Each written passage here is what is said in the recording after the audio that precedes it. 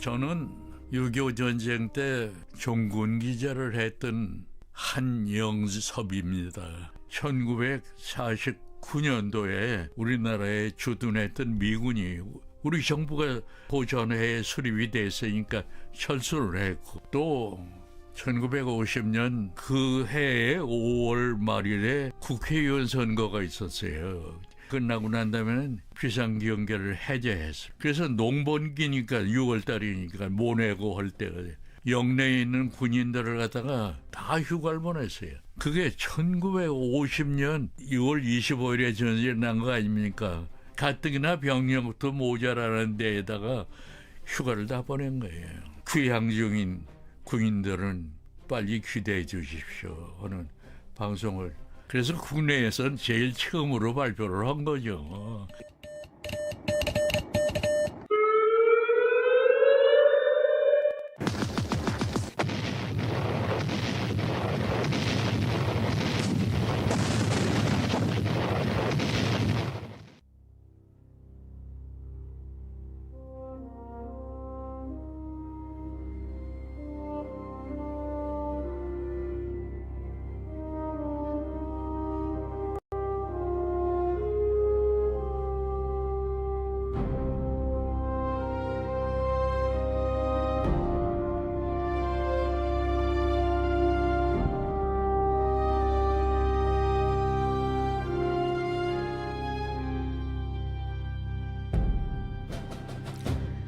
반만년의 역사 동안 이 땅에서는 수많은 전쟁이 일어났지만 6.25 전쟁이 특히 사무치는 이유는 한민족끼리 총뿌리를 겨누었기 때문일 겁니다.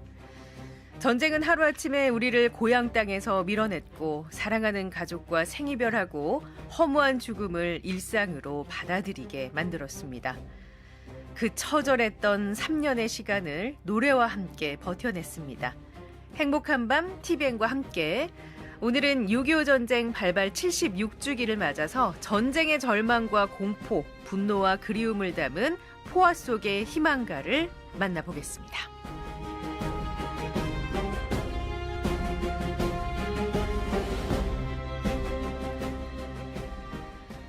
자, 안녕하세요. 최지은입니다. 어제 저희가 예고를 해드린 대로 오늘 행복한 밤 TVN과 함께 1부에서는 6.25 특집으로 함께 하겠습니다. 포화 속의 희망가. 우리가 잘 알지 못하는 6.25 뒷이야기, 그리고 그 절망의 시대를 버티게 해준 희망과 의미도 좀 알아보고요. 6.25 전쟁을 온몸으로 겪은 분들의 생생한 증언도 한번 들어보도록 하겠습니다. 오늘 특집 방송 생방송인데요. 이 시간 함께 해주실 두 분을 저희가 모셔봤습니다. 먼저 역사작가 권경률 씨 모셨습니다. 안녕하십니까? 안녕하세요. 권경률입니다. 네, 매주 금요일에 만나다 오늘 6.25 특집으로 목요일에 인사를 드리게 됐습니다. 자, 그리고 폭발적인 고음에 아주 진한 감성의 가수 마이진 씨도 모셨습니다. 안녕하세요. 네, 안녕하십니까. 마이진입니다. 네, 자, 일단 저희가 오늘 6.25 특집인데 이 두 분의 조합은 생각을 못했던 조합입니다. 네. 예, 두 분 처음 만나 뵙죠? 네, 저도 처음 뵙습니다. 예, 앞으로 네. 이 조합으로 만나 뵐 수 있을지는 잘 모르겠는데 네, 네. 예, 잘 부탁드립니다. 일단 마이진 씨는 6.25 전쟁하면 뭐 생각나는 게 있습니까? 뭐 아무래도 우리나라 이제 같은 한 민족끼리 이렇게 또 좀 마음 아픈 일인 그렇죠. 거잖아요. 예. 그래서 사실 그런 얘기만 듣고, 그리고 그런 피난 시절에 네. 많이 힘드셨다는 얘기만 저희 할머니께 잠깐 여쭤본 적이 있어요. 제가 할머니가 고향이 어디세요? 사실 태어나신 곳은 봉화인데 거의 이제 이북 쪽에서 조금 그래요? 네, 저희 그리고 외할아버지가 사실 이북 분이셔서 항상 뭔 얘기를 하시면 그 북한 말씀을 솔직히 쓰시거든요. 그렇구나. 쓰시면서 막 얘기하면 그래도 되게 많이 고생했고 네, 마음 아프셨던 일들을 할머니께서 거의 말을 좀 아끼시더라고요. 그러니까 건너서 이제 할머니를 통해서 들었는데 좋은 기억보다는 사실 힘들었던 기억이 많으셨을 테니까 겁도 많이 나시셨던 것 같아요. 그렇죠. 네. 그런 이야기를 좀 들으면서 네. 잘하셨던 그 이야기를 전해주셨고, 권경률 선생님도 사실 6.25를 직접 겪은 세대는 아니시잖아요. 아니죠. 근데 역사를 연구하시는 분으로서 6.25를 딱 한 줄로 표현하자면 어떻게 표현하시겠어요? 대단히 어려운 문제를 내주시네요. 한 줄로 표현하는 거. 아픈 역사. 그런데 아직 끝나지 않은. 아픈 역사인데 아직 끝나지 않았다는 게 더 마음이 네. 아려옵니다, 사실. 그래서 저희가 이제 시작할 때 들려드린 그 목소리, 한영섭 선생님의 목소리였는데요. 이분이 종군 기자로 활동을 하셨던 분입니다. 지금으로 치면 이제 KBS 기자분인데 그때 이제 직전 상황을 잠깐 말씀을 해주셨잖아요. 1950년 5월 말에 국회의원 선거가 이제 끝났어요. 그래서 이제 군인들한테 전부 이제 6월 되면서 이제 그 농사일이 바빠지니까 휴가를 줬다고 합니다. 그래서 전쟁 전날 6월 24일까지 휴가를 가서 돌아오지 않은 이제 군인들이 많았던 거예요. 이제 권 작가님 이때 당시에 그러니까 그 전쟁 일어나기 직전의 상황이 어땠던 거예요? 전쟁이 일어나기 직전의 상황은 이제 아까 말씀하신 총선거 이제 그거 있고 그 다음에 이제 그 북한에서 네. 이제 우리 평화 통일하자 예. 그러면서 8월달에 남북 총선거를 실시하자. 이 위장 평화 공세죠. 되게 전쟁 준비하면서. 그러니까 겉으로는 평화롭게 그렇죠. 하지만 그 안으로는 뭔가 네. 전쟁 준비를 하고 있었던. 그런 어떤 상황이었고 사실 북한은 이미 1949년부터 전쟁 계획을 세우고 그걸 이제 혼자 세운 것도 아니었잖아요. 그거를 뭐냐면 전쟁 계획을 세운 다음에 네. 그 소련의 스탈린한테 승인을 요청했어요. 왜냐하면 소련이 그때 당시 공산주의 종주국이니까. 네네. 근데 스탈린이 처음에는 회의적이었죠. 음. 왜냐하면 미국이 있으니까. 어. 미국이 원자탄 때리면 어떡합니까? 그렇죠. 그때 네. 이미 그 일본의 원자탄을 투하를 하고 난 이후였던 거예요. 제일 무서웠던 게 원자탄이죠. 예. 그런데 이제 이후에 소련도 원자탄 실험에 성공을 해요. 네. 그리고 그다음에 중국에서 공산 정권이 수립되잖아요. 네. 중화인민공화국. 그리고 미국에서 결정적으로 아시아 태평양 방위선에서 한국을 제외합니다. 그 제외했던 에치슨 라인이라고 해가지고 예. 그 미국 국무장관 딘 에치슨이 그 아시아 태평양 그 방위선에서 한국을 제외해요. 그 제외했던 이유가 따로 있었어요? 글쎄 그런 세부적인 내막은 잘 모르겠지만 네네. 어쨌든 이제 그때 당시에 가장 우려했던 건 뭐냐면 소련이나 중국을 자극하지 말아야 되겠다라는 정서가 있었기 때문에 네네. 이제 그것 때문에 아마 제외하지 않았나 저는 그렇게 생각을 그래요. 합니다. 네. 그러니까 이제 지금 종합해 보면 북한은 어떻게 보면 이제 소련이랑 서로 이제 이면에서 그러니까 좀 그 물밑에서 차근차근 전쟁 준비를 하고 있었던 셈인데 네. 우리나라는 그에 대한 대비라고 해야 될까? 이런 게 없었던 상황으로 보입니다. 지금으로서는 이제 그렇죠. 지금 맞아요. 종군 기자로 활동하신 한영섭 선생님의 이야기를 들어봐도 맞아요. 그렇고 그 말씀 들어보니까 예. 그 농번기라서 그때 당시 농업이 되게 중요했잖아요. 예. 그러니까 병사들이야말로 가장 일을 잘하는 사람들이거든요. 그래서 이제 다 이제 내보낸 거죠. 그리고 이제 그때 내보내고 당시 우리 산업이 거의 농사 위주니까 그렇죠. 집안에서도 농업국가. 예, 그 자식들이 필요하잖아요. 젊은 그렇죠. 일손들이. 이게 모내기 하는데 예. 모내기 하는데 좀 우리 애 좀 휴가 좀 보내달라 네네. 이런 상황이었던 거죠. 그리고 이제 비상 경계령이 발령돼 있었는데 그걸 또 해제를 했어요. 네. 그걸 해제하고 그렇게 하는 바람에 사실 대단히 이제 어떤 6월 25일 그때 북한에서 전면적인 남침을 할 때 모든 방비가 대단히 잘 안 된 상태. 그럼 굉장히 그거 빠른 맞아요, 속도로 우리가 이렇게 뭔가를 허물어질 수밖에 없는 약간 그런 상황이었겠어요. 북한이 이제 전쟁 계획을 네. 어떻게 세웠냐면 처음에 그 서부 전선 북한 제1군단 그다음에 동부 전선 북한 제2군단이 동시에 내려옵니다. 예. 내려오면서 일단은 서부 전선에 북한 제1군단이 서울 쪽으로 들어와요. 예. 서울 쪽으로 바로 들어오고 동부 전선의 제2군단은 춘천을 치고 나서 그다음 춘천을 점령하고 나서 그 서울의 남쪽 네. 수원으로 오게 돼 있어요. 수원으로. 그래서 앞뒤로 북쪽과 남쪽 앞뒤로 포위해가지고 예. 국군을 포위 선멸하고 어. 그러니까 국군 주력 부대를 완전히 붕괴시키겠다. 네네. 그리고 나서 그 다음에 서울을 3일 만에 점령하고 그 다음에 인민 봉기를 해가지고 예. 한국 정부를 전복하고 그 다음에 한 달 안에 저기 남해안, 부산, 한 달 안에? 여수, 목포 여기까지 가가지고 미국이 참전할 수 없도록 만든다. 이게 이제 북한의 계획이었어요. 계획이 그랬었는데. 네, 계획이 그랬었는데 실제로 이제 그때 이제 서부 전선에서는 네. 그게 통했죠. 서부 전선에서는 그냥 의정부 지나가지고 서울까지 3일 만에 들어왔잖아요. 계획대로 왔어요. 동부 전선에서 문제가 생겼어요. 동부 전선에서 춘천 전투에서 예. 그 6사단 7연대에서 특공대로 막았어요. 어떻게 우리나라가. 막았냐면 네.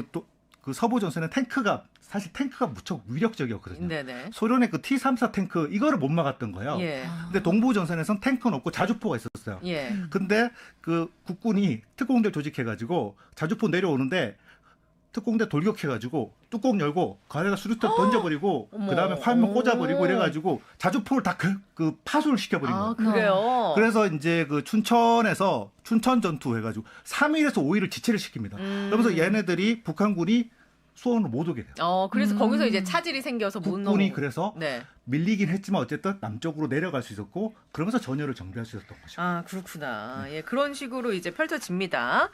근데 이제 이제 동부전선은 그렇게 해서 조금 이제 시간을 지체하긴 했지만 그럼에도 불구하고 북한군이 이제 소련의 탱크를 앞세워서 이제 계속해서 이제 남하를 했을 거 아닙니까? 근데 소련의 탱크가 예. 이게 정말 위력적이었어요. 그 사실 그때 국군이 탱크가 없었어요. 네. 미국이 제공해주면 되지 않냐. 소련은 북한에 네. 탱크를 240대를 제공했단 말이에요. 예. 근데 미국에서는 우리나라에 탱크 한 대도 지원하지 않았습니다. 왜 그러냐면 이승만 대통령이 그 전부터 북진 네. 통일론을 계속 주장했어요. 예. 북진해서 통일하겠다. 근데 이제 미국이 봤을 때 그거 위험하다. 소련이나 중국을 자극할 수 있다. 네. 그래서 위험하니까 한국에 무기 주지 마라. 예. 그래서 탱크를 한 대도 지원하지 않았던 거거든요. 예. 그러니까 이제 사실 처음에 그 서부 전선 뚫린 게 그 탱크 소련의 네. T-34 탱크가 밀고 내려온 게 되게 컸다는 거죠. 컸다는 거죠. 그렇구나. 알겠습니다. 이 상황이 얼마나 긴박했는지 좀 이제 그 상황이 그려지나요, 마이진 씨? 네, 근데 사실 그냥 제가 그리는 거나 영화 속에서 제가 본 것만 이제 떠오르게 되는데 정말 이때였다면은 얼마나 감히 상상도 그렇죠. 되지도 않아요, 네, 사실은 맞습니다. 진짜로. 네, 우리가 지금 여기에서 이렇게 얘기하고 있지만 네. 사실 이거는 상상하기 쉽지는 않은 건데 네. 자, 저희가 여기서 이제 노래 한 곡 듣고 와서 오늘의 특집 6.25 특집입니다. 포화 속의 희망가 계속 진행을 해보도록 하겠습니다. 6.25의 노래 들어보겠습니다.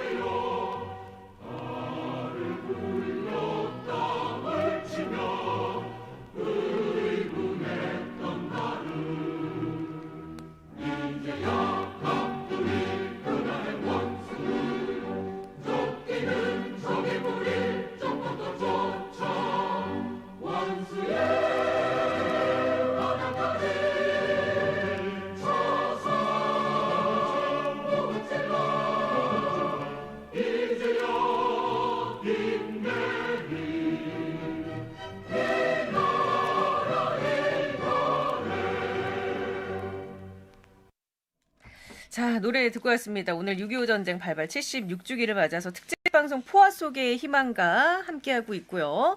자, 저희가 오늘 그 노래와 함께 이 전쟁 이야기를 좀 나눠볼까 하는데 전쟁이 터진 시기에도 그 시대를 대표하는 노래들이 좀 있지 않습니까, 권 작가님? 그렇죠. 전쟁 시기에는 그 시대가 사실 유행가를 만든다고 봐야 되겠죠. 네. 그래서 이제 그 방금 말씀하신 것처럼 포화 속의 희망가로서 그러니까 사람들이 즐겨 불렀던 노래가 있는 거죠. 현실이 힘드니까 그렇죠. 노래로 희망이 좀, 필요하니까. 버텨보려 마음의 정서적인 하는. 안정도 그렇죠. 필요하고. 네네. 그래서 그 첫 번째 노래로 갖고 오신 게 단장의 미아리 고개. 단장의 미아리 고개입니다. 그래서 저희가 저번에 한번 소개를 하긴 했습니다만 오늘 또 의미가 있기 때문에 짧게 좀 소개를 해드리겠습니다. 이게 단장이 저도 그때 처음 알았지만 장이 끊어진다. 네? 단장.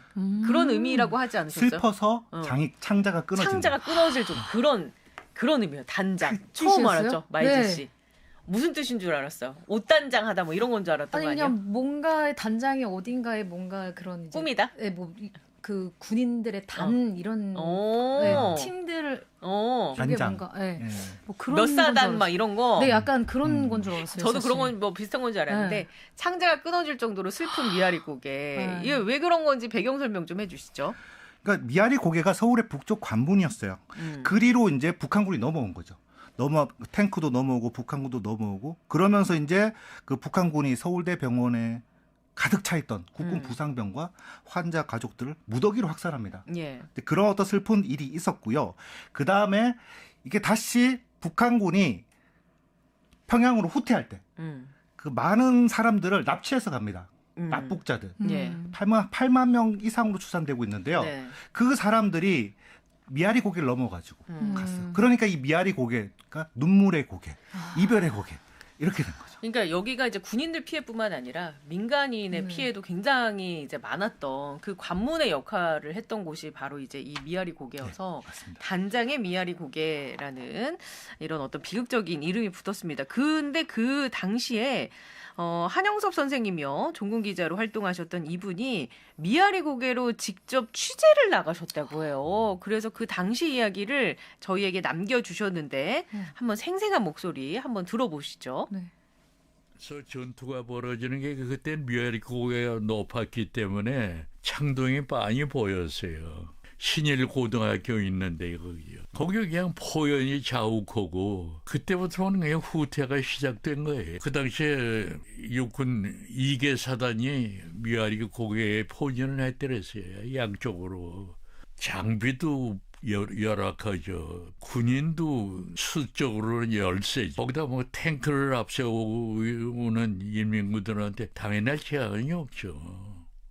아, 군인도 수적으로 열세고 당해낼 재간이 없었다. 북한군에게. 그때 북한군이 20만 명 가까이 됐었는데 그때 국군이 총 병력이 10만 명 조금 넘었습니다. 2배 차이였죠.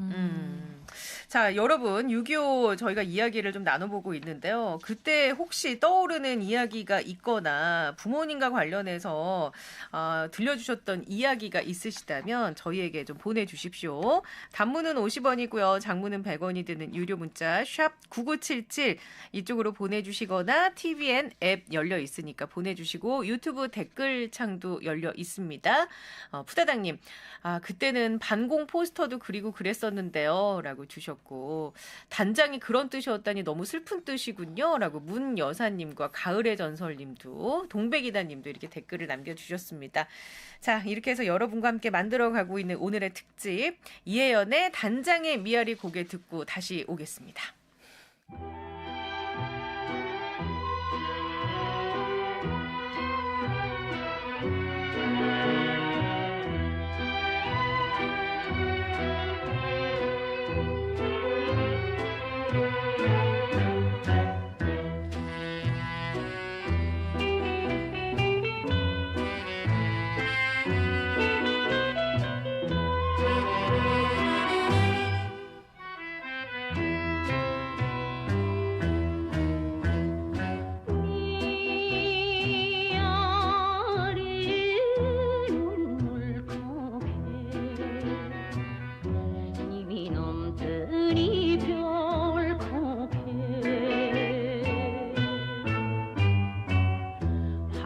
연기 앞을 가려 눈 못 뜨고 헤맬 때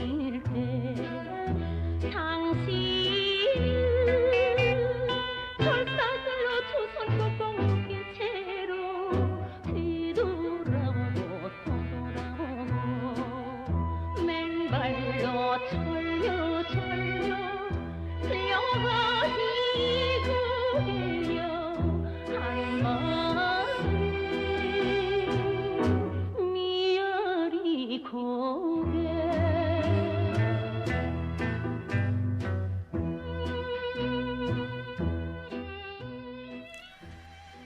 자, 행복한 밤 TVN과 함께 노래 들어봤습니다. 이혜연의 단장의 미아리 고개 들어봤고요. 8242번님의 문자 혹시 그 앞에 보이시면 소개 네. 좀 해주실래요?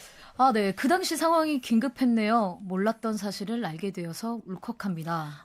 6608번님도 대단합니다. 6.25 노래 듣고 있으니 가슴이 막 아프면서 슬픔이 밀려오네요. 정말 대단한 방송입니다. 라고 주셨어요. 그리고 3516번님은 마음이 아픈 오늘입니다. 한국전쟁 발발 후에 아버지께서 젊은 나이에 전투에 투입돼서요. 백마고지에서 전투 중에 부상을 입고 평생 고통과 아픔으로 생활하시다 30년 전에 작고하셨습니다. 살아계셨다면 98세가 되는데요. 이 땅에 다시는 전쟁이 없었으면 하는 바람입니다. 라고 이렇게 또 사연을 보내주셨어요. 그러게요. 참 이 6.25 전쟁이 남긴 상흔이 아직까지도 뭐 여기저기 곳곳에 있는데 우리가 그걸 잊고 산 건 아닌가라는 생각을 다시 한번 해보게 되면서 포화 속의 희망가 두 번째 노래로 가보겠습니다. 어떤 노래를 들고 오셨습니까? 네, 두 번째 노래는 굿세어라 금수나입니다. 네. 이제 1953년에 가수 현인이 독특한 창법으로 불러가지고 음. 실향민들의 신금 올렸던 곡이에요. 예. 근데 이게 배경이 흥남 철수 작전인데 예. 이렇게 가게 된 어떤 그런 공방전이 있었어요. 예. 공방전.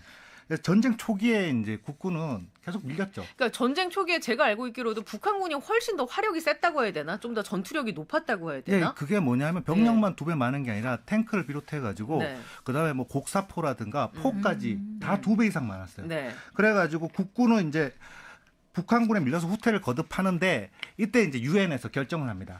대한민국 군사 원조하자, 유엔군 결성하자. 이게 저대로 놔두면 안 되겠다. 6월 27일 날 예. 이제 그 유엔 그 상임위 안전보장 상임위에서 그 저기 유엔 안전보장 이사회에서 그 결정이 나왔고요. 예. 그래서 메가드 장군이 지휘하는 유엔 사령부가 이제 네. 세워지고 국군도 이제 유엔군의 일원이 됩니다. 그래서 이제 낙동강 전선에서 혈전을 벌였는데요. 그 사이에 유엔군은 부산항을 통해 가지고 예. 계속해서 병력과 화력을 충원받게 되죠. 그러니까 낙동강 전선에서 혈전이 벌어졌다는 얘기는 거기까지 밀렸었다는 얘기잖아요. 우리나라가. 그게 낙동강 방어선이 이제 어떻게 되냐면 부산에서 북쪽으로 135km, 서쪽으로 90km에서 네모골 방어선을 쳤어요. 예. 이거는 무조건 사수를 하자. 그리고 사수하는 동안 부산항을 통해 가지고 병력 화력 지원을 받자. 네. 이제 그렇게 된 거죠. 그래서 북한군은 이제 반대로 미군 폭격으로 이제 보급에 차질이 생기면서 그렇죠. 점점 더 공세가 무뎌지는 거죠. 이제 그때서부터 이제 완전 이제 역전이 분위기가 이제 되기 시작하는 바뀌면서 그래서 이제 예. 인천 상륙작전 하잖아요. 그 유명한 그렇죠. 들어봤죠, 마이진 씨. 그럼요. 인천 메가던 상륙작전. 작가님 계시잖아요. 예, 나오는 그 인천 상륙작전. 9월 15일 날 유엔군 7만 5천 명이 261척의 함선을 타고 인천에 상륙해서 서울로 밀고 들어갑니다. 네. 근데 원래 이제 미국 합참에서는 인천 상륙 작전에 대해서 회의적이었어요. 그 회의 반대했던 이유가 있었을 것 같은데요. 그러니까 왜냐하면 서해잖아요. 네. 조수 간만의 차가 되게 심하다. 그리고 서해하면 이제 밀물썰물도 좀 있고 그쵸. 뭔가 계산하기 복잡했을 것 지형도 같아요. 되게 복잡해요. 예. 맞아. 그러니까 이제 미국 합참에서는 반대했는데 메가드 장군이 나 2차 대전 때 상륙작전 많이 해봤어. 나 해본 사람이야. 나 상륙작전 전문가야. 나 믿고 따라와. 그렇게 예. 된 거죠. 와우. 그래가지고 이제 인천 작전을 하게 되는데 네. 그것도 하루 전에는 북한군을 교란하기 위해서 예. 동해안 영덕에서 장사 상륙 작전을 실시해요. 예. 이거 동쪽에서 약간 이제 위장한 거지. 이제 적을 혼란에 빠뜨리기 위해서. 그러면서 실제로는 인천에 상륙을 한 거죠. 그러면 영덕에 있던 병력과 인천 상륙작전 했던 병력이 같은 병력은 아니었던 거예요? 영덕에 갔던 병력은 사실 학도병이었어요. 학도병 770여 명이 이제 예. 가가지고 거기서 정말 진짜 고지점령하고 정말 엄청나게 활약합니다. 하지만 다 돌아오지는 못했습니다. 피해가 좀 있었군요. 네, 피해가 컸죠. 예. 그래가지고 이제 그 낙동강 방어선에서도 이제 인천 상륙작전 성공하니까 네. 우리도 총공세로 전환하자 해가지고 거침없이 진격해가지고 예. 9월 28일 날 서울을 수복합니다. 음흠. 그런데 이제 중국에서 압력을 행사해요. 네. 유엔군 38선까지다. 넘어오면 우리가 참전하겠다. 경고를 이제 날리는군요. 경고. 유엔군에게. 그래가지고 9월 29일 날 워커 장군이 네. 그 8군 사령관이죠. 워커 장군이 일단 38선에서 진격을 멈추라고 지시를 합니다. 예. 그런데 이승만 대통령은 원래 북진 통일을 추구하던 분이거든요. 네. 안 되겠다 그러면서 정일권 총참모장을 불러가지고 우리 국군 단독으로 38선을 돌파하라고 지시를 합니다. 음. 그래가지고 10월 1일 날 국군의 날이죠. 예. 10월 1일 날 그 강원도 동해안에 있었던 부대 국군 3사단이 38선을 돌파해가지고 양양으로 진격을 합니다. 아니 그때 이제 메가더 사령관이 이제 건재하게 있었잖아요. 음. 그러면 이승만 대통령이랑 메가더 사령관끼리는 소통이 됐을까요? 이승만 대통령과 메가더 사령관은 어떤 면에서 보면 되게 호전적인 예. 이 6.25 전쟁에서 네. 호전적인 입장이었어요. 음. 서로 되게 서로 통하는 부분도 있었고요. 음. 반대한 사람은 누구냐면 미국의 트루먼 대통령 같은. 아. 이게 뭐냐면 중국이나 소련을 자극하는 거를 되게 두려워해서 왜냐하면 네. 제3차 세계대전이 일어날지도 모르니까. 이게 이제 도화선이 돼서 더 그렇죠. 커질까봐. 예, 그리고 사실 유엔군이 결성될 때는 북한이 남침을 했으니까 북한군을 격퇴하고 다시 이제 한반도를 원래 이전의 상태로 회복하는 게 원래 목적이었는데 네네. 38선 돌파하면 그 유엔군의 목적 자체가 달라지잖아요. 그렇죠. 이제 그렇게 되면은 말 그대로 어떤 평화 유지 개념이 아니라 그렇죠. 약간 그 공격적으로 갈 수밖에 없는 상황으로 바뀌잖아요. 맞아요. 그래서 10월 예. 7일 날 그 유엔 총회가 열려가지고 네. 통일 한국 결의안을 내요. 그러면서 그 참전 목적을 바꿉니다. 아, 원상 바꿔요? 회복을 넘어서 네. 가지고 완전한 군사적 승리를 우리는 추구한다. 그래가지고 북진을 허가합니다. 아, 그래서 유엔이 그걸 이제 공식적으로 허가하게 그렇죠. 되는 거예요. 그렇죠, 북진을? 그렇죠. 그래서 국군은 10월 19일 날 미군과 함께 평양을 점령하고 예. 10월 25일에는 압록강까지 치고 올라가고 그렇구나. 그리고 유엔군도 압록강으로 진격해요. 아니 근데 이때 그러니까 중국은 가만히 안 있었을 것 같은데 경고를 했잖아요. 예. 근데 메가더 사령관은 예. 중국이 말은 그렇게 해도 허풍이다. 개입할 가능성이 없다라고 생각했대요. 예. 근데 이제 중국은 10월 19일과 26일 두 차례에 걸쳐 가지고 중국군 20만여 명이 예. 18개 사단 20만여 명이 압록강을 넘어서 한반도 진입합니다. 네. 그래서 이제 중국군의 참전을 이제 확인하잖아요. 그래서 유엔군은 이제 청천강 쪽으로 이제 물러나죠. 어허. 거기 방어선을 치고 중국군을 경계하게 되는 거죠. 예.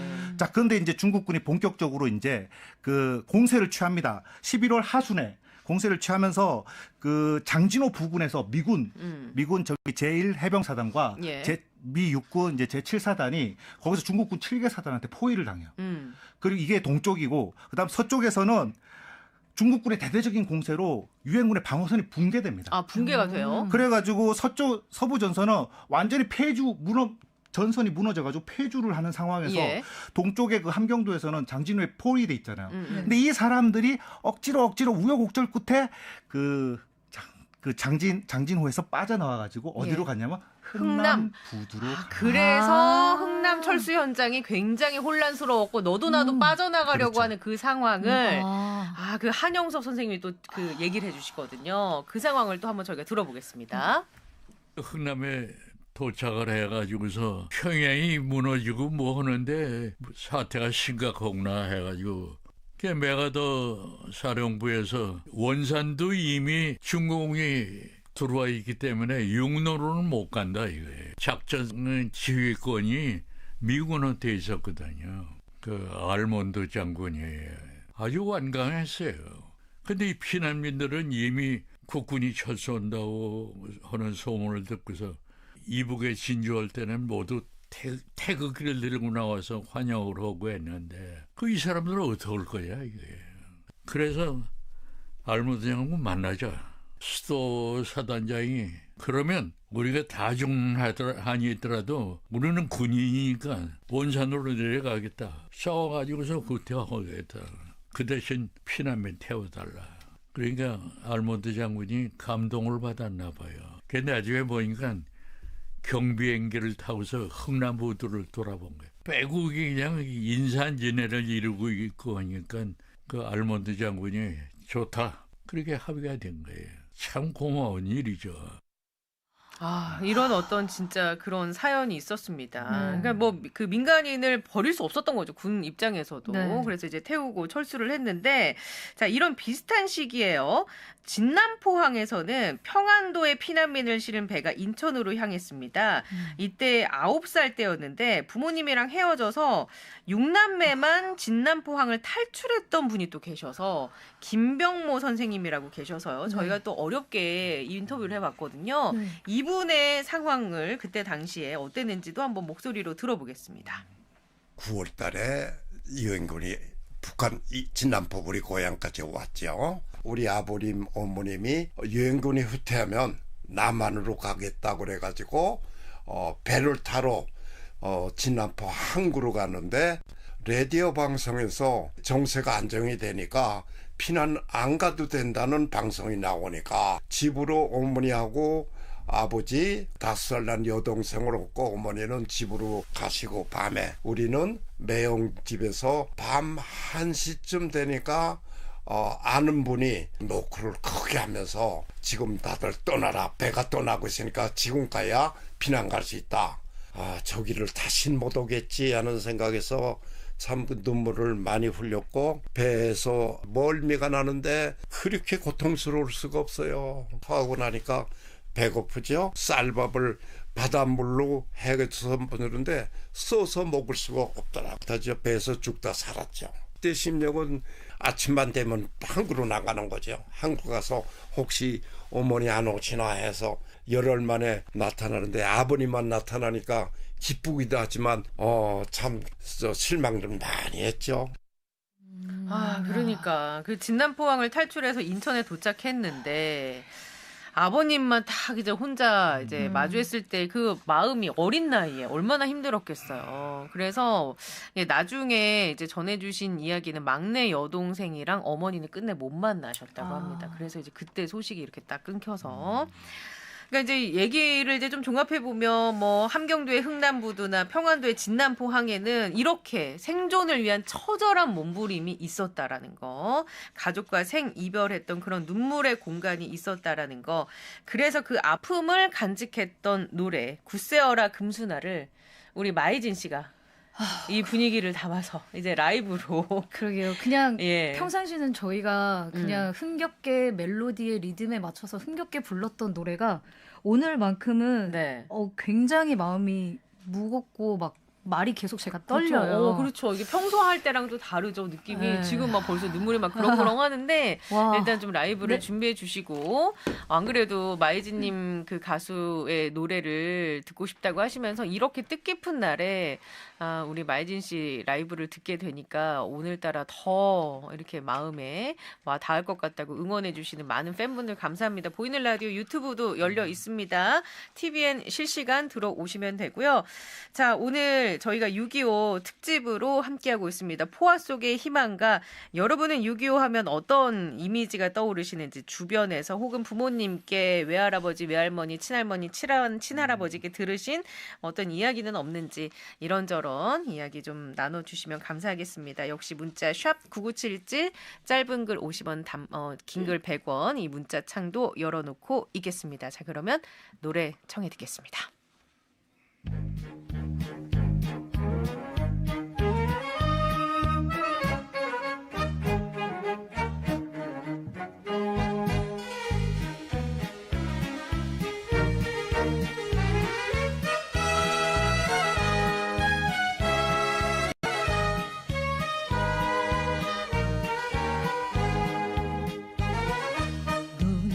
보라가 휘날리는 바람찬 흥남부두에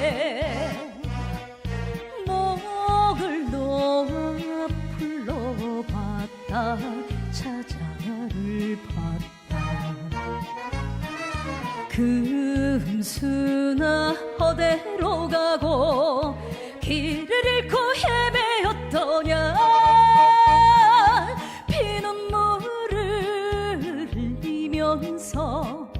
일사이후 나 홀로 왔다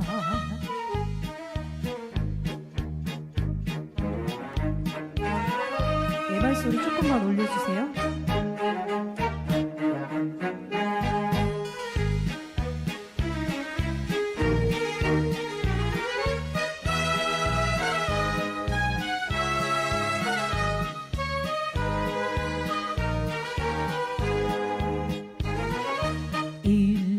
친척 없는 몸이 지금은 무엇을 하나 이 내 몸은 국제시장 장사직이다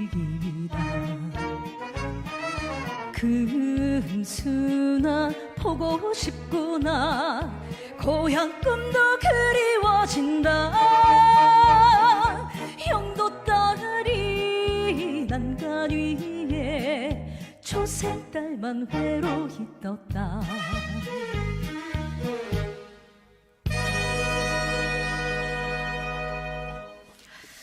자, 오늘 행복한 밤 TVN과 함께 6.25 특집 포화 속의 희망과 여러분과 함께하고 있습니다. 역사학자 권경률 씨 그리고 가수 마이진 씨 라이브 청해 듣고 있고요. 0141번님, 국민학교 들어가기 전에는 6.25만 되면 진짜 또 전쟁 나는 줄 알고 무서웠었는데요. 커서는 참 가슴 아픈 날인 걸 알게 됐습니다. 라고 문자 주셨고요. 6387번님, 우리 어머님께서는 남자 옷을 입고 위장하면서 참 힘들게 사셨습니다. 처참한 시대였습니다. 라고 주셨는데, 마이진 씨의 굿세어라 금수나에 나오는 그 영도다리나 국제시장이 또 네. 굉장히 또 가슴 아프게 다가옵니다. 행복한 밤 TVN과 함께 오늘 6.25 전쟁 발발 76주기를 맞아 특집 방송 포화 속의 희망가 전해드리고 있습니다. 9933번님 문자 혹시 마이진 씨 소개 좀 해주실래요? 네. 제가 아주 어렸을 때만 해도 산에 가면 북한 군들이 밥 해먹던 흔적이 있었고요. 저희 집은 완전 산중이었는데 간첩이 은닉할 수 있다는 이유로 도시로 강제 이주하게 됐네요. 이런 것도 있었군요. 혹시 들어보신 적 있으세요, 권경률 선생님? 저는 강제 이주하는 건 처음 들었어요. 그러니까 그게 귀중한 사료입니다. 이런 것도 이제 하나하나씩 수집이 되면 나중에 역사적 사료로서 가치가 있는 얘기죠. 제가 오늘 바로 가져다가 쓸 거예요. 이런 게 있었다. 네네. 좋습니다. 0840번님, 부모님과 그리고 시부모님께서 들려주신 6.25에 관한 정보가 있는데요. 잊지 말아야 할 것 같고요. 다시는 일어나면 안 된다고 생각합니다. 라고 또 이렇게 쭉 적어주셨습니다. 자, 그래요. 여러분과 함께 만들어 가보겠습니다. 포화 속의 희망가 이번에는 세 번째 노래로 가야 할 것 같은데 어떤 노래 갖고 오셨습니까? 네, 세 번째 노래는 전선 야곡입니다. 1952년 가수 신세영이 발표했는데 네. 내놓자마자 크게 히트했어요. 왜냐하면 그때 당시 병사들의 마음을 대변하는 노래였거든요. 그러니까 52년에 나왔다면은 사실 얼마 안 된 거잖아요. 그렇죠. 예. 그 1951년에 예. 아까 중국군이 막 그 천해로 왔다고 그랬잖아요. 네. 그러니까 이제 중국군이 남진하니까 서울을 다시 넘겨줬어요. 그게 바로 이제 1951년 1월 4일 일사후퇴입니다. 예. 네네. 그리고 그런데 이제 3월 이후에 유엔군이 썬더볼트 작전으로 총반격에 나서가지고 다시 서울을 되찾아요. 그리고 나서 38선을 따라가지고 전선이 교착되는 거죠. 38선을 따라가서 거기서 공방전이 계속 치열한데 계속 이제 왔다 갔다 하면서 미군이 그때 융단 폭격을 북한 땅을 융단 폭격을 해요. 네. 그래서 이제 북한은 완전히 초토화되고 중국군의 피해도 이제 눈덩이처럼 불어나는 거죠. 그러니까 중국과 북한이 더 이상 못 견디겠다. 네. 휴전 의사를 타진합니다. 근데 미국도 사실 전쟁에 대한 국민 지지가 곤두박질 쳤거든요. 거기다가 소련은 별 피해가 없잖아요. 근데 공산주의 종주국 소련만 어부지리를 보는 상황이 되니까 미국에서는 이 전쟁에서 나가야겠다.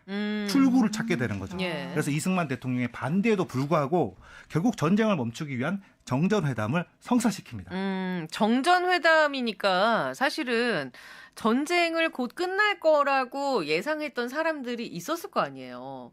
그런데 이게 의외로 정전협상에 들어갔는데 그 협상이 굉장히 오래 걸렸습니다.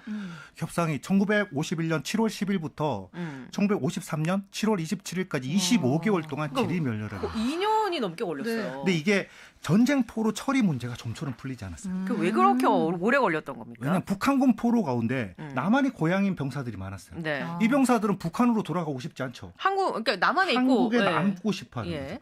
그리고 저기 중국군 포로 가운데도 이게 중국에 이제 국민당과 공산당의 내전이 네네. 있었잖아요. 그때 국민당군으로 참여했다가 억지로 한국 전쟁에 끌려온 사람들이 있었단 말이에요. 그 사람들은 이 사람들은 중국으로 안 가고 대만으로 가고 싶어했다. 대만으로. 그러면 중국 입장에서는 그거 받아들이기가 또 힘든 상황이었을 그러니까 거고. 유엔에서는 예. 이 개인의 의사를 존중해가지고 자유송환으로 하자 그랬는데 북한과 중국 뭔 말이냐? 본국으로 송환해야지. 자동 송환. 본국으로 자동 송환. 개인의 의지와 상관없이. 그렇죠. 그래가지고 이것 때문에 사실은 심각하게 대립을 했어요. 그렇구나. 그럼 정전회담 하면서도 전투는 계속 더 치열하게 벌어졌던 겁니까? 이게 뭐냐면 휴전이 될 때까지 점령하고 있는 땅이 영토가 되는 거예요. 그러니까 휴전이 되기 전에 한 채 땅이라도 더 확보하기 위해 가지고 38선을 따라서 치열한 고지 정탈전이 벌어집니다. 예. 그래서 특히 백마고지 네. 유명하죠. 네. 백마고지에서는 열흘간 24차례나 주인이 바뀌어요. 그 왔다 갔다 왔다 갔다. 열흘간 예. 24차례. 그래서 그래서 국군 구사단이 승리하긴 했는데 이게 청년들 희생이 너무 큰 거죠. 그러니까 그 열흘간 24번이 바뀌었다는 건 얼마나 치열했단 얘기예요. 맞아요. 그래서 네. 많은 전우들이 쓰러지고 시체가 쌓이는 그런 나날이 이제 계속된 겁니다. 그래서 장병들은 정전 소식을 애타게 기다리면서 그 긴장감이 흐르는 참호에서 보초를 서고 총구를 겨누게 됩니다. 그래서 이제 그 한영서 선생님이요, 종군 기자 출신 그분이 군용 트럭 옆자리에 앉아있던 젊은 군인의 또 죽음을 직접 목격했던 경험이 있다고 하셔서 그 이야기를 저희에게 들려주셨는데 함께 들어보시죠. 금정을 가는데 옆에 탔던 병사가 자기는 그 고향에 어머니 혼자 계시는데 이 전쟁이 끝나면은 그동안에 효도를 못했는데 효도를 해야 되겠다고. 금성 그 군용도로는 이미 다 파괴가 됐기 때문에 철로는 그 터널이 많잖아요. 터널을 몇 개 지나가지고서 회양 쪽으로 들어서는데 옆에 있던 병사가 날 보고 자세 낮추라고 장총을 하나 주더라고요. 하사관은 같이 쏘다가 말고 내한테 기울어지는 거예요. 그러면서 신음소리를 내더라고요. 피를 흘리면서 바로 거기서 숨이 끊어지더라고요. 어머니한테 효도를 다하겠다는 군인이 마지막에 어머니 흐리더라고요. 아, 정말 바로 옆에 있었던 그 젊은 청년이 어머니한테 효도해야 된다고 얘기를 남기고 그렇게 떠나는 모습을 목격했다니까 얼마나 그 고통스러웠을까 싶기도 하고 2340번님이 친정 어머니께서 살아생전에 그러시더군요. 6.25 때 집에 병아리를 두고 피난을 갔다 오니 닭이 되어 있더라면서 그 기간 동안 고생했던 거 말로 표현을 못한다고 하시면서 막 눈시울을 적셨습니다. 라고도. 자, 그래서 이때 당시 그 전선 야곡이 병사들의 마음을 대변했다고 하셨잖아요. 네. 그렇죠. 병사들의 이런 마음을 대변한 노래가 이제 신세영의 전선야곡인데 이 참호에서 마지막에 이 노래를 부르면 네. 긴장감에 막혔던 숨통이 트이는 기분이 들었답니다. 예. 그리고 이제 노래 가사를 보면 달빛 아래 정화수 떠놓고 아들의 생활을 비는 그 고향집 어머니가 보이는 거죠. 그리고 그 노래 가사처럼 흰머리가 눈부신 그 어머니를 쓸어안고 싶다. 그러니까 지금 네. 이 저희가 띄워드린 그 컷 녹음 파일에 한영섭님 옆에 있던 그 청년의 마음이 그 여기 마음이에요. 고스란히 담겨 있을 것 네네. 같아요. 이 사연을 듣고 이제 전선야곡을 이제 부르셔야 합니다. 이제 마이진 씨. 저한테 너무 어려운 걸 주시는 것 같아요 오늘. 오늘 정말. 역할이 굉장히 힘든데 그래도 이제 프로니까 또 네. 전선야곡을 한번 그러면 마이진 씨가 네. 또 감정을 살려서 네. 한번 불러주시기 바랍니다. 뒤쪽으로 가셔서 전선야곡을 불러주시고요. 여러분의 이야기도 계속해서 받아보겠습니다. 짧은 글은 50원이고요. 긴 글은 100원. 샵 9977 TVN 앱도 이용하실 수 있고요. TVN 유튜브도 열려 있으니까요. 보이는 라디오로 들어오시기 바랍니다. 환상커플님께서 마이진 씨가 부르는 전선야곡이 너무 기대가 됩니다. 라고 주셨는데 자 라이브로 청해 듣도록 하겠습니다.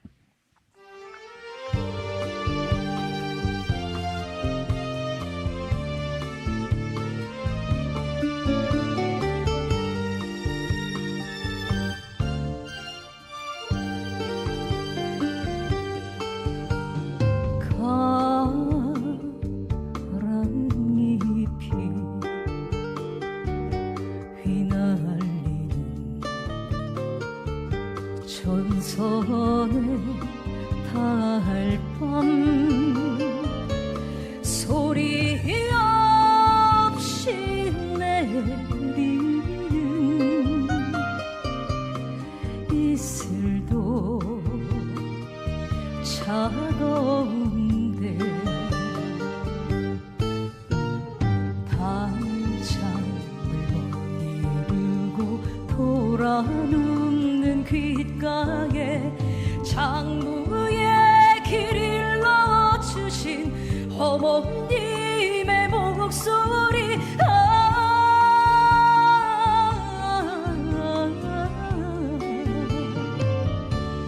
그 목소리 그리워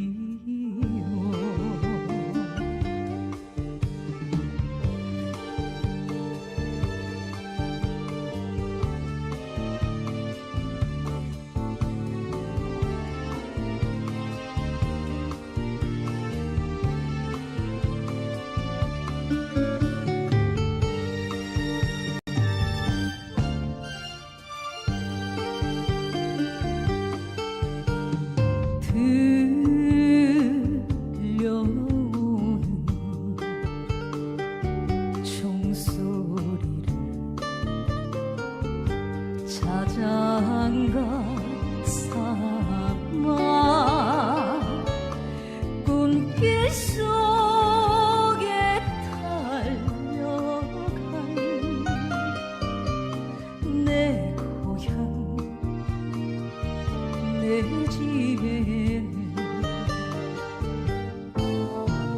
정한수 떠놓고서 이 아들의 공기는 어머님의 흰 머리가 눈부시어 울었소.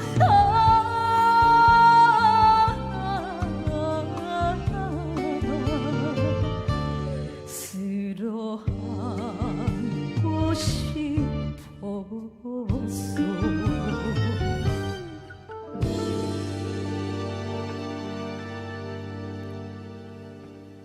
자, 노래 들어봤습니다. 예. 7152번님이 친정엄마가 당시 10살이었는데요. 어느 날 북한군이 20명 넘게 들어와서 밥을 달라고 해서요. 그 어린 몸으로 쌀을 씻어서 가마솥 밥을 지어서 나눠주니까 줄을 서서 손바닥에 밥을 받아 먹으면서 뜨거우니까 간신히 받아 먹고 나가더라고. 너무 무서웠다고 말씀해 주셨던 기억이 납니다.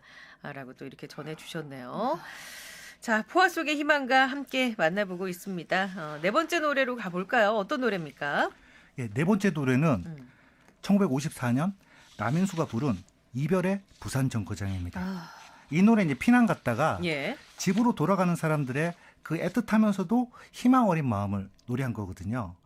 1.4후 때 당시 남쪽으로 피난 간 사람들은 부산 등지에 이제 임시 거처를 마련하잖아요. 예. 그래서 피란 수도 부산 인구가 100만 명이 넘었다고 합니다.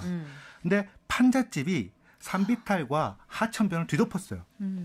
그러니까 거기서 이제 피난민들 아침에 일어나면 이제 남자들은 일거리 얻으려고 부둣가로 달려가고 이제 여자들은 무작정 시장 바닥에 가서 좌판 깔고 장사를 하는 겁니다. 네. 이제 사람들은 다 뭐 빨리 전쟁이 끝나기를 바라겠죠. 전쟁이 네. 멈추길 바라는데 1953년에 소련의 스탈린이 사망하고 미국에서 이제 정권 교체가 이루어져가지고 아이젠하워 대통령이 취임을 해요. 네. 그러면서 이제 전쟁 빨리 끝내자. 정전회담 분위기가 이제 고조가 됩니다. 네네. 근데 물론 그때도 6월 18일 날 이승만 대통령이 방공포로 2만 7천 명을 석방하는 바람에 한바탕 난리가 나긴 했는데 네네. 어쨌든 우여곡절 끝에 합의가 이루어져가지고요. 7월 27일 드디어 정전협정이 체결됩니다. 7월 27일 이제 2년 7월 넘게 27일. 예, 네네. 끌어오던 정전협정이. 그래서 이제 피난 수도가 부산이지 네. 않습니까? 예. 그래서 8월 15일 날 서울로 수도를 다시 옮깁니다. 네. 그래서 많은 피난민들이 이제 그리운 집으로 돌아가는 거죠. 아. 그 마음이 담겨 있는 노래가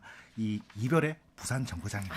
그때 이제 그 이별의 부산 전거장 이제 드디어 이제 피난민들이 집으로 돌아갈 수 있게 되는 그 계기가 되는 노래 이별의 부산 정거장. 그러면은 마이진 씨가 이별의 부산 정거장을 이제 오늘 또 라이브로 전해 주실 텐데 오늘 이렇게 노래하시면서 네. 좀 평소 노래할 때랑은 좀 많이 다른 점이 있었어요. 어땠어요? 어제 사실 라디오에서 노래 부르기가 쉽지는 않아요. 네. 뭔가가 이렇게 되게 조용하고 오로지 내 목소리에만 집중을 하는 경우가 많은데 네. 사실 더군다나 오늘 또 날짜도 6월 25일이잖아요. 예. 이러니까 뭐 하루 전날이든지 다음 날이면 조금 더 나았을지도 모르는데 하필 또 오늘이 25일이다 보니까 그래서 제가 오늘 검은색 슈트를 그러니까. 입은 이유도 얘를 지키기 위해서인데 그 얘를 지키면서도 이 노래를 과연 내가 어떤 감정으로 불러야 되나라는 생각을 굉장히 많이 했는데 감히 그게 상상이 안 되니까 네, 그래도 제 마음 속에서 깊게 자리하고 있는 어떤 무언가에서 네. 건드려지죠. 네, 그래서 한번 그 마음으로 한번 제가 불러보도록 알겠습니다. 하겠습니다. 자, 그럼 이별의 부산 정거장 마이진 씨의 라이브로 청해 듣도록 하겠습니다.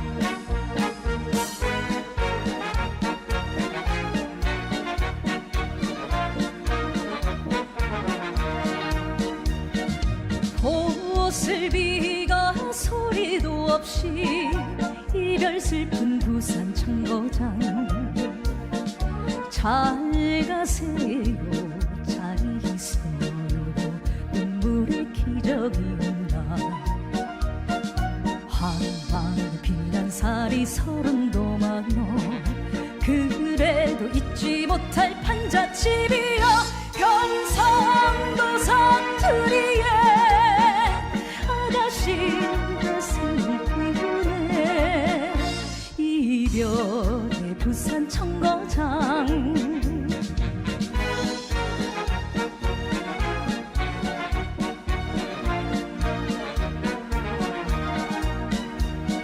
서울 가는 12열차에 기대한 진철 나두네 시름 없이 내다보는 닭먹게 등불이 좋나 쓰라리 피난 살이 지나고 보니 그래도 끊지 못할 순정 때문에 기적도 목이 메여 소리 높이 부르는구나 이별의 부산 청거장